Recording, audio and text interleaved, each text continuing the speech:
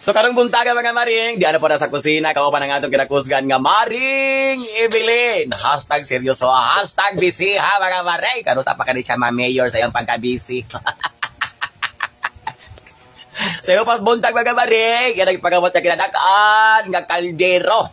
Kay maglata siya og monggos. Basta na tayo mga grasyang ginagmay mga maring. Monggos god ang simbolo sa ato ang pagkaadunahan, Charla. Basta makarakit gani tao, wala lang padulngan. Monggos nga perting sa puka.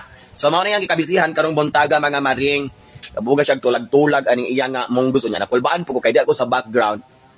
Unya inig tulag niya ani yang gigisal mga maring. Murag as ulo po nako padulong mga maring. Murag iya kung pasok-pasukan. Kulang na lang iya kung lapwa at tubig ininit mga maring. Pero na buhato ni Maring Evelyn kay syempre palangga ta ni Maring Evelyn. Tanawa mga maring. Wapa ka akong Maring Evelyn. Sexy kaayo sa karong buntaga. Fresh na fresh. Muna yung paborito nga outfit mga maring. Blue sa ilalong. Pang first communion ang sa taas. O tilawis na. Kaya masing dili ba ang timplada sa imo kinakusgan nga. Monggos. Wow, apro. Batay ba na ron ba? Duda po ko ani mga maring.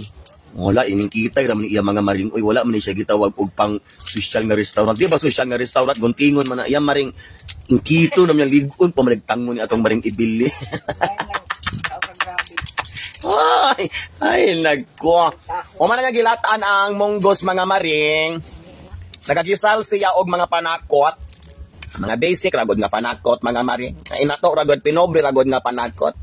Pagkaluto sa mga panakot mga maring, iyan na dayong gilunod ang monggos nga iyang gilataan.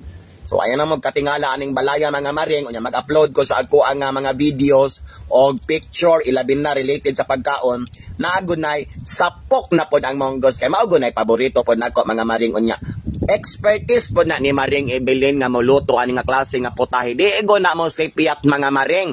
Labi nagnay bulad, pinikas. O, ayaw lang ng imong pinikas maring kay baho-baho man nagdili ka hugasan. Lahi na yung mga pinikas maring, kabalo kong asgad na maring. Pero ayaw nag-itag same, aning ato ang alamian kay nga monggos kay pangpahang man nagdi kahugasan. Ay, nako, binuang ra mga maring. Kana mga maring, pabukalon ra nag mga pila ka minutos mga maring. Human, mga una dayon ta kay lami ang monggos, mintras init-init pa. Kay malagnaw na mga maring. Mura pong nabawas-bawasan iyang timpla mo nang mintras init pa. Higop tag sabaw, ilabi na sa mga palahubog ug ang over di ha. Na pungawan jud kaning lagkawa. Unya mga maring, nalipay po ko mga maring kay kagabi sa akong event mga maring. Gipadadaan ko sa client og biko nga pirteng dakua. Ako inihiwa gamay ra, iyang giilis dan ani pirteng dakua. Pretty good si madam no. Salamat kaayo madam sa imong pagpaambit sa imong grasya. Unya ya po kong gipadadaan og lechon kagabi mga maring. Di ara daghani mga maring ubay-ubay ni unya kay multo naman tang nakamata ilan na gikanan og pamahaw sa mga bata og sa atong mga trabahante. And not only that mga maring, dayon na nakong exit sa venue, gihawiran ko ni madam iya kong gitagaan aning kiyat-kiyat daghan kani mga maring. Nga lima ni kakumko mga maring, daghan kay daulong pati ang grapes.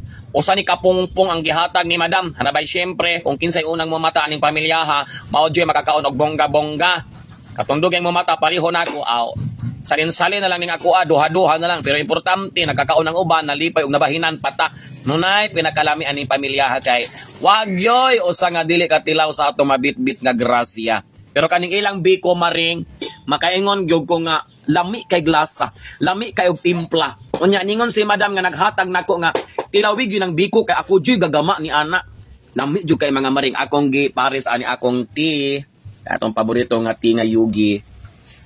Lami siyang pagkabiko mga maring. Wagod gialang-alang ang mga ingredients. Kanang biko gyud nga biko nga authentic. Sa akong client kagabi salamat kay madam sa grasya nga imong gipaambit.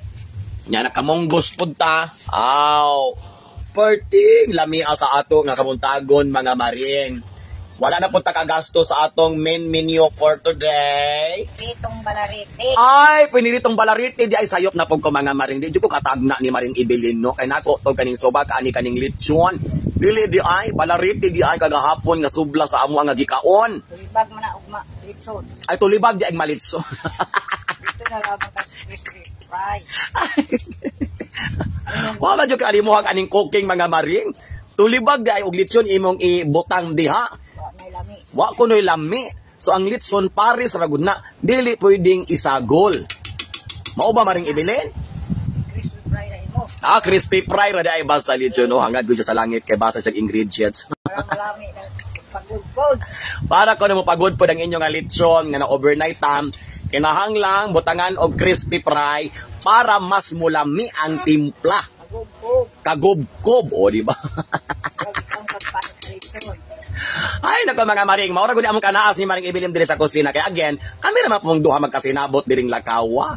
Maong mga tawa ra gud mi mga maring unya. Pasalamatan nato kanunay si maring ibilin kay iliwala sa atong kapobrehon, sige gud siyang mag-andam og lamian nga pagkaon para kanamong tanan. Kalami kaayo sa monggos ni maring ibilin nga ginisal version.